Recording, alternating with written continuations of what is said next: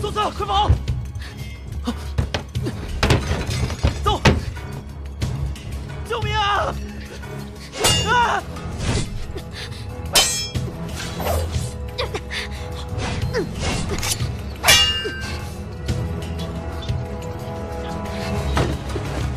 别追！宋大哥，我都已经快追上他了，你为什么不让我上去啊？正事要紧，保护现场。子方，你把东西拿上马车，然后马上通知孙大人。好。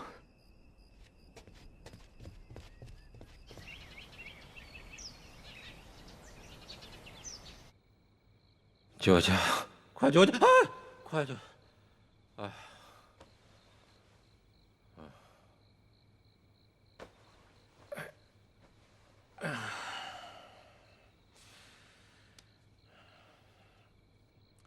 来人！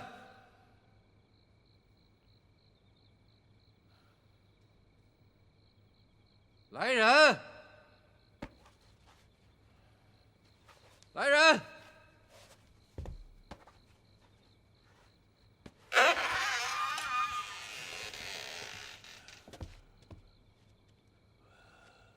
皇上。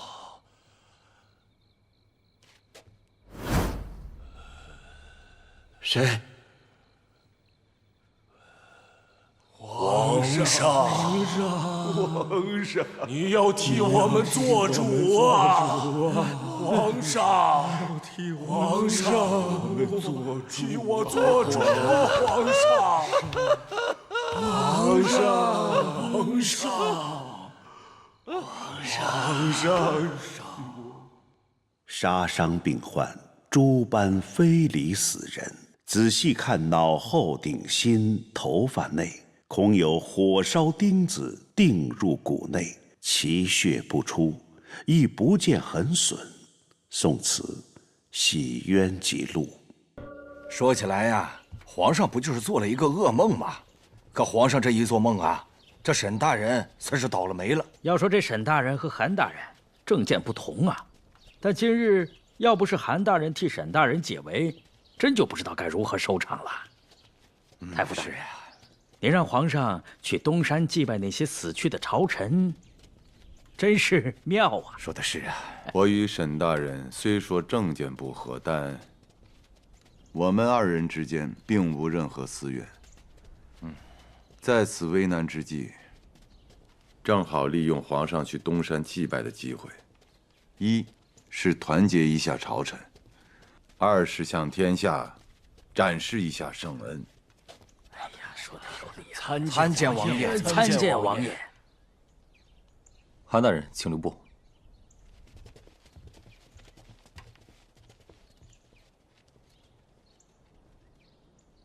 殿下，现在去东山祭拜，到底什么意思？现在首要的任务是破了阴兵借粮的案子，让父皇重拾北伐的信心。 现在去搞那些祭拜有什么用呢？殿下，您现在是皇上最看重的皇子，也是未来皇位的继承人。您应该知道，团结朝臣有多重要。如今皇上心病难消，朝中众人人人自危，深怕无端受祸。外界已经对皇上有诸多的猜测。现在皇上带头去东山祭拜，是稳定人心之举呀。 可这两个案子不破，问题始终不能解决。您放心吧，案子交给宋慈，又有小女雪烟在一旁协助，我相信，不日就会大败于天下。我们来整合一下线索。小神婆，先说你发现了什么？好，死去的前任户部尚书李岩，他有个小妾，曾经跟踪过他，去过他闭关的那个密室。 我拿到的那株马草也是他给我的。他还说了什么？李岩死后，他就被李岩的大老婆卖去了青楼。我也是跟他匆匆只见了一面。当时人多，他也不方便多说什么。但是我觉得，他一定还知道些什么。我回去查了典籍，这马草只有西域有，中原却无法种植。如果直接服用马草，会让人产生幻觉，对身体危害极大。量多甚至出现休克死亡，但如果服用量少，则会让人通体舒服，是一种能麻痹人体的药物。所以说，那5位离奇死亡的大臣，很有可能和马草有关系。但这马草在西域也非常珍贵，因为危害大，所以西域诸国都严格管控马草的使用。如果说这几位死于死亡国度的大臣，都是因为长期服用马草，那他们的马草是哪儿来的呢？没错，这么多的马草，究竟是哪儿来的？也许这一点，可以成为找到这个案子的突破口。对了，宋慈，我有个问题不是很明白。如果说死去的柔术少女是从仓库的通风口进入，然后再给粮食撒磨粉的话，这也不成立啊。通风口外面是河，仓库外戒备森严，她总不可能驾船过来吧？更何况，如果她是囚渡过来的话，磨粉早就在水里面燃烧了，她应该没有办法把磨粉带进仓库。还有一点，通风口离河面几米高，她是怎么上来的？这个问题，我已经有眉目了，只不过需要他去证实一下。好的。听说你们昨天晚上遇到刺客了？是遇到了，不过本小姐就一下就把他给吓跑了。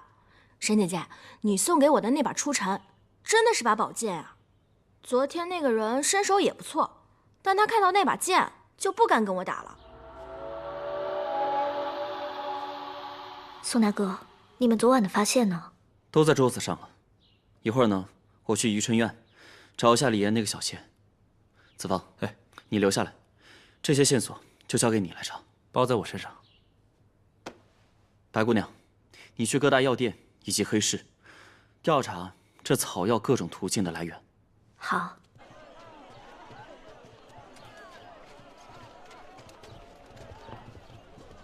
哎，小姐，苏大哥，借一步说话。嗯。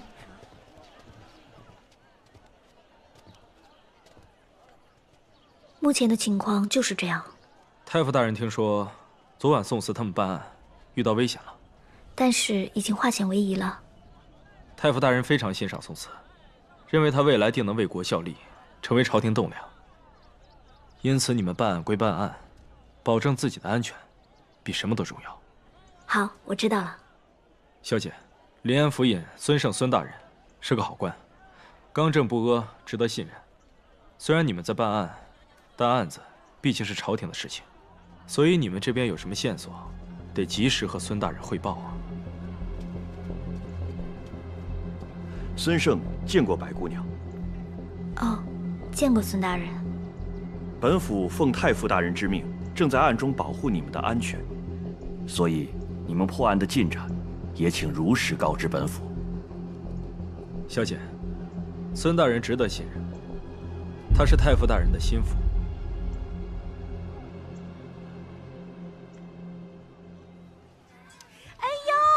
3位公子瞧着面生，不像是京城人士呀。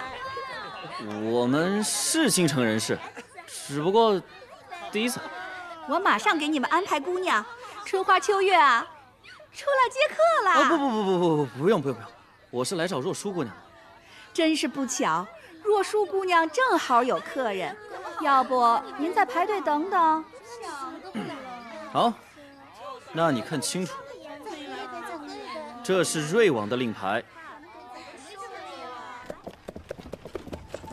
两位大人，你们不会直接要带我去王府吧？不是我们带你去什么地方，而是需要你带我们去一个地方。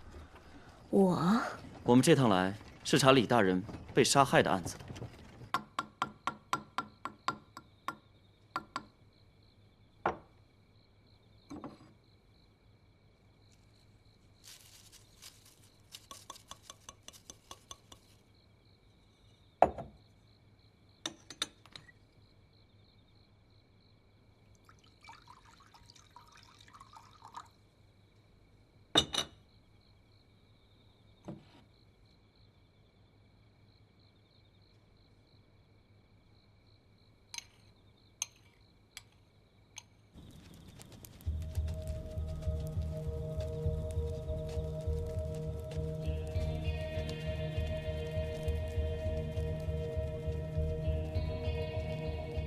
这么隐蔽的地方啊？老爷去世前2个月就一直神神秘秘的，他称自己在清修，不许府上任何人跟着他。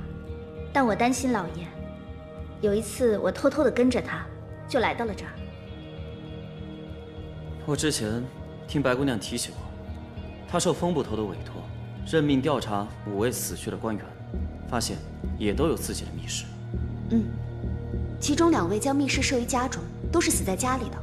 最早死的那2位，因为属于暴毙，并没有他杀的征兆，所以当时就没太注意。也就是说，一开始没有重视，直到李岩死后，才开始彻查此案。据我爹说是这样的。老爷之前状态就已经很差了，那日出门就倒在府门口，没再起来。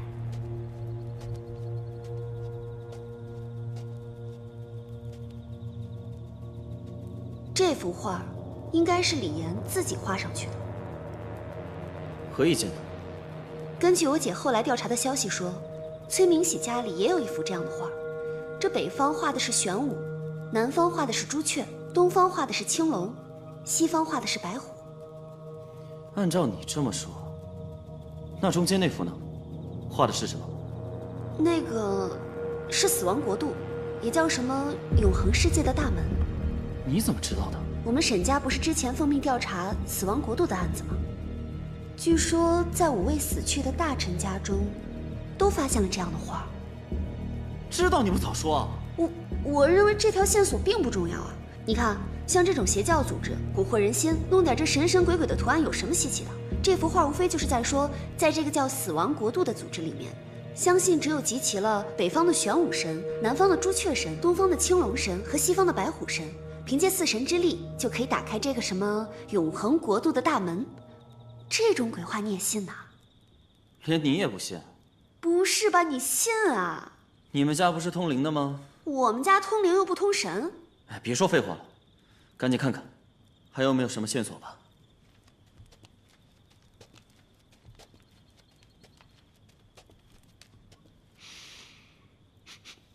哎，这是什么？像这种白色的香片很少见啊。哎，别乱画。先带回去，给白姑娘看看。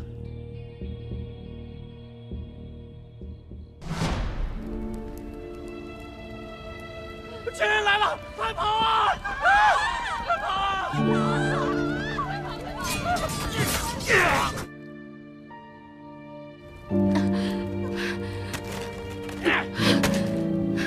藏好。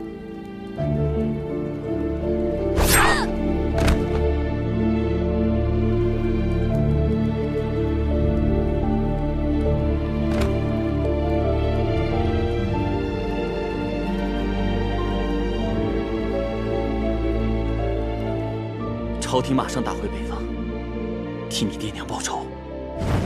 白姐姐，白姐姐，白姐姐醒了。白姑娘，你终于醒了。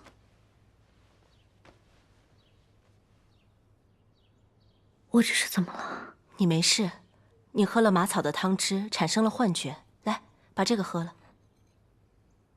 这马草啊，据说能让人欲仙欲死。但是不是你这样的服用方法，得放在香案上点燃，闻它的味道。你直接捣成汤汁喝了，那怎么受得了啊？幸亏尹姑娘及时赶到，给你催吐，不然再晚一会儿啊，恐怕有危险了。多谢。白姐姐，你这是想不开了吗？她是想试试这马草的后劲。我真的没想到，这马草如此厉害，能让人产生幻觉，好的和不好的都有。所以在西域各国都严格管控马草的流通。这东西用多了，身体肯定不行啊。对了，白姑娘，我昨天在山洞里发现了这个，等白姑娘身体好了，还希望帮我查一下。好。那这么说，你昨晚的收获还挺大的。这5位大臣已经全部下葬，我没法看他发现什么，没法断定是不是他杀。但如果马草的作用正如白姑娘和我姐说的那样，那就未必了。若是长期沉迷于马草，很有可能是慢性中毒而死。慢性中毒，没错，只要是对人体有刺激的、产生幻觉的东西，多多少少都带有毒素。若是长期服用，致死也是很正常的。那为什么黄远山、风不平、吕成平的他杀制造成自然死亡，而不是马草？不是所有人都会沉迷马草，这是其一。其二，若是想服用马草致死，那死亡的时间太过漫长，我估计这凶手是等不及了。之前死去的5位大臣都是主战派，主战派是韩大人为首，所以矛头指向了沈大人。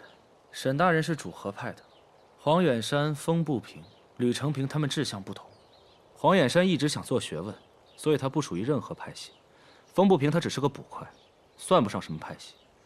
吕成平完全不属于任何一方，虽然他是国丈，但他是个商人，无官无职。若是想从尸体上找答案，那太难了。子方，我让你调查那3个变戏法的遗物，可有什么发现？他们应该是江宁府的人，包裹之中有江宁府特产的织物。江宁府受江南东路经略安抚使管理，而如今的安抚使是站在韩父这边的。虽然还不知道凶手是谁，但我相信一切已经接近真相了。你们也太危险了，居然遇到了刺客。我呢，送你一样东西。师傅，看着眼熟吧？以后你穿上它，什么样的利器都扎不透。这就是风不平的玄武甲。嘿嘿嘿。北边，玄武甲。小刘，我想到了。想到什么了？你看，这风不平是死在北边，还穿着玄武甲。在南边呢，是黄先生死的地方。黄先生别名朱雀居士，南朱雀。那接下来是西边，吕成平开的钱庄叫做白虎钱庄，西白虎。那接下来东边可能要出事了啊！这死亡国度，我一开始以为是召唤神兽什么的，原来是利用这些来进行祭奠，这太疯了。小刘，这东边可有什么地方、什么人是和青龙有关系了？东边除了皇城，还有个太平山，太平山边上有一个青龙道观。如果没猜错的话，这青龙道观可能要出事了。难道这件事真的跟韩大人有关系？哎，对了，还有一件事情不明白：江南东路经略安抚使陈安国到底是谁的人？到底代表了什么呀？我说的这个案子，就是你父亲的案子，阴兵借粮。你想想，那3个变戏法的被杀人灭口，尤其是那个柔术少女，是如何将这些魔粉撒在粮仓里的？我记得咱们以前分析过这案子，每一车粮草都起火了，但每车粮草来自天下13路，那不可能天下13路的经略安抚使都有问题吧？只有一种可能性，所有的粮草集中在户部仓库之后，才被人撒的魔粉。本来这批粮草是8月初9运出去的，然后拖到最后8月初10才运过去。想必这件事情应该是8月初9的事情。问题是，这个柔术少女是如何将魔粉带进去的？求渡的话，魔粉遇水就燃烧了呀。还有人有其他问题吗？还有一个问题，就是为何要选择在8月初9那一天呢？8月初8为什么不动手？那样的话，8月初9就可以正常将粮草运往前线了呀。喂，你到底想说些什么？你不如干脆说给我们大伙听听呗，咱们到底还是不是一个团队了？如何进入仓库的问题，我的确有思考过。那个通风口是少女出来的地方，但并不是进去的地方。那她是如何进入仓库的呢？以我的猜测，在粮车刚出辖地的时候，这姑娘就偷偷潜上了粮车，然后随着粮车进入京城，最后进入仓库。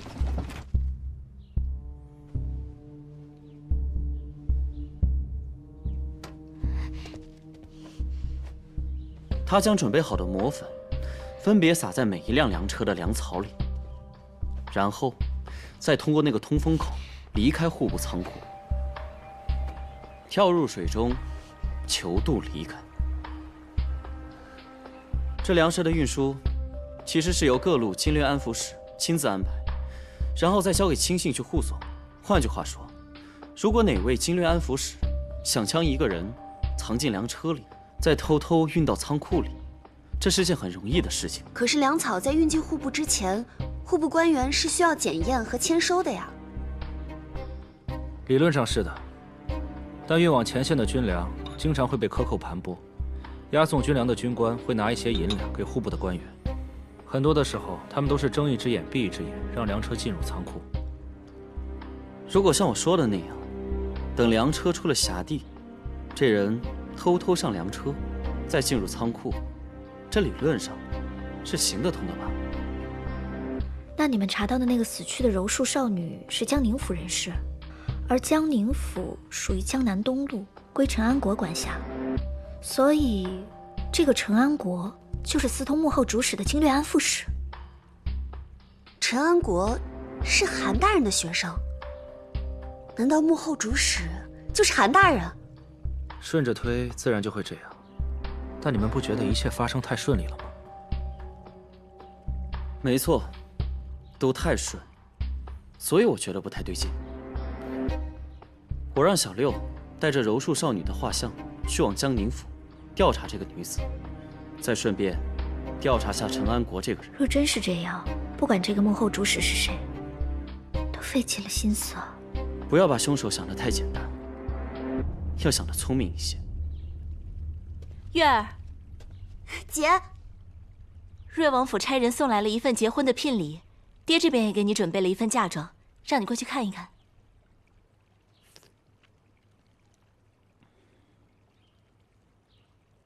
好，我知道了。皇上在祭拜大佛之后，还需进千佛殿亲自诵读一部经文，届时祭拜才算全部完成。皇上最近身体欠佳，能免的繁文缛节就都免了吧。臣已经尽可能的简化一切礼节了。皇上，这不仅仅是为近期枉死的重臣祈福，更是为我大宋社稷，为皇上自身祈福啊！皇上，嘉王殿下到了，让他过来吧。是。父皇，儿臣接到边关的来信，金国的皇帝驾崩了，又与西夏人发生交战，此乃是上天赐给我大宋绝佳的机会。若此时发兵，便可以长驱直入，还于故都。北伐一事，我已经说过了，容后再议。而且前不久阴兵借粮一事还没有结果呢。我听说那些冤魂都是战死的将士，兵祸连连，冤死的太多了。还要打，朕要休养生息。父皇，金国人未必想休养生息啊。等他们的朝中局势稳定，解决了西夏的问题，很可能兵锋难止。混账！你现在只是储君还没继位呢，就想忤逆我吗？皇上，王爷你一来就把皇上气成这样，还不退下？快去太医！皇上，皇上，皇上。我很好奇一个问题，皇上指婚为什么不是你姐姐，而是你呢？因为我爹只有我和我姐姐这2个女儿，姐姐自然是要继承家业的，将来找一个青年才俊入赘沈家，而我呢，就负责维持好跟皇上的关系。沈姑娘，原来你们在这儿呢，害得我一顿好找。白姐姐，有没有看到刚刚小六送过来的聘礼啊？小六这回可真是下了血本了。你羡慕什么呀？你家还缺聘礼吗？对了，沈姐姐，我刚碰到你姐姐了，她问我那把出尘剑是不是你送给我的，我说是啊。糟了，被发现了。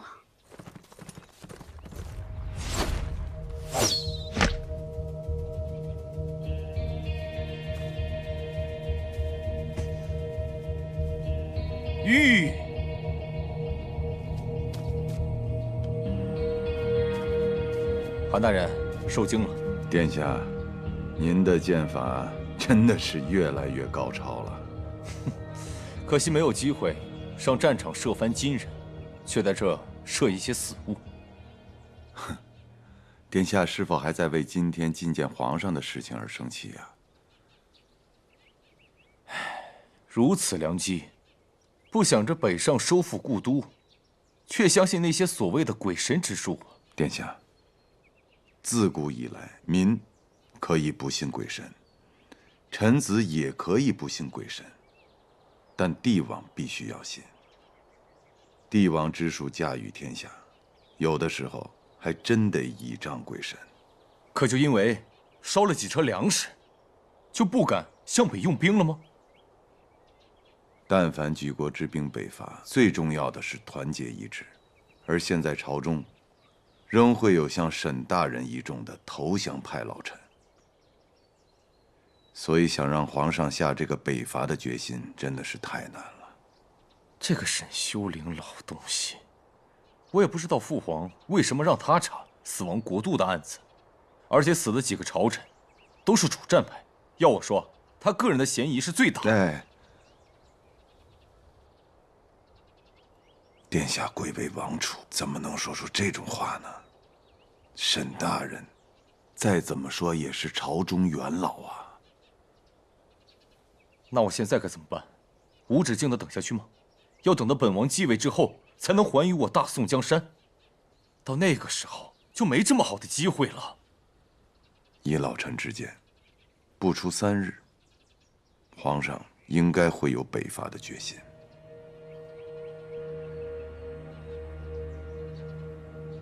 请殿下相信老臣，老臣有这个信心。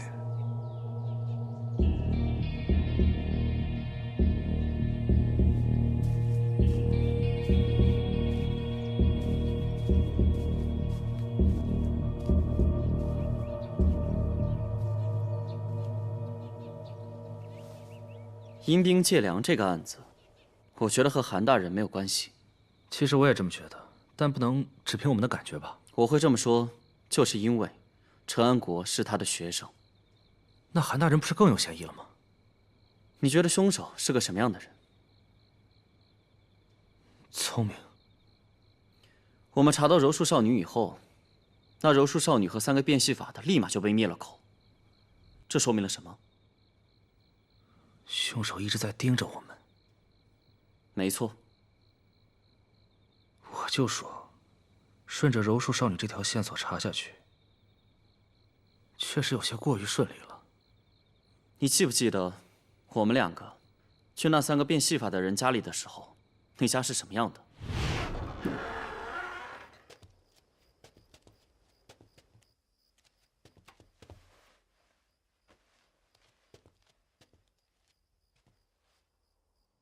我当然记得，凶手杀了他们3个人。那你觉得，为什么杀了他们3个？因为消灭证据吧。你记不记得，我让你去拿行李，行李放在哪儿？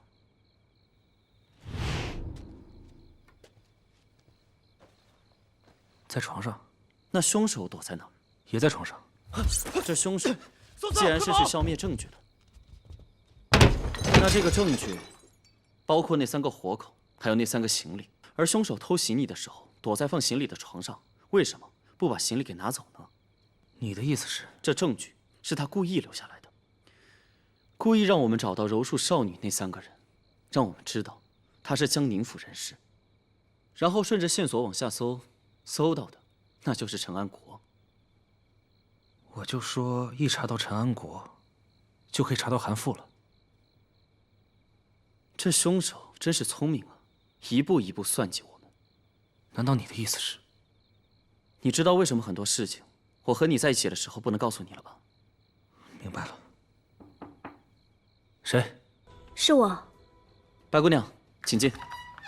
李大哥，宋大哥，怎么了？你还记得你给我带回来的那包白色香片吗？就是从李岩山洞里找到的那个。记得。这些白色香片主要成分就是麻草，但除了麻草，还有其他12种珍奇药草，都有麻痹人体的效果，其中还包括能够提炼出砒霜的物质。这白色香片药性强烈，而且燃烧产生的气体都是有毒的，可控制好量，是可以让人慢性中毒而死的。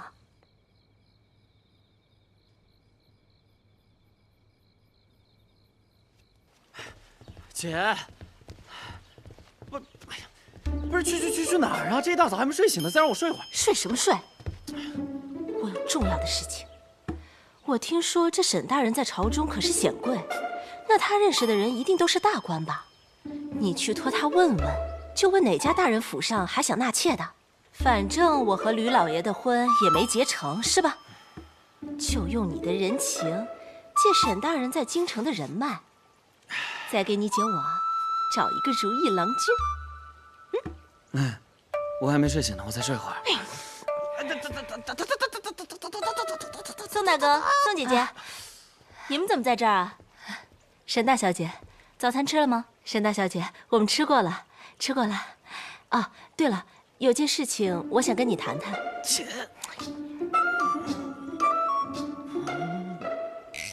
好呀。啊，那个大小姐，宫里的李公公来了，就在门外候着呢。好，我马上去迎接。姐姐，李公公来找我爹，等忙完我就去找你。啊，好，你先忙。李公公，这李公公来府里做什么呀？皇上出行之前，经常会着人前来问沈大人天气情况。明日皇上要去东山祭拜那些死去的朝臣们，因此特来请沈大人观测明日的天象。沈大人观云的本事，在咱大宋那可是一绝呀。你爹在那干嘛？观云。这云有什么好看的？这通灵之术啊，讲究阴阳五行结合，不同的气候对通灵特别有帮助，所以啊，必须精通天文。观云。哎，你别跑啊，宋慈！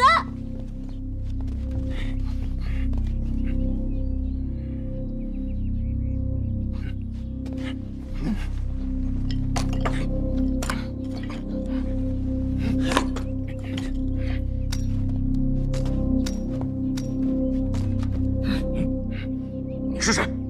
等你们的人。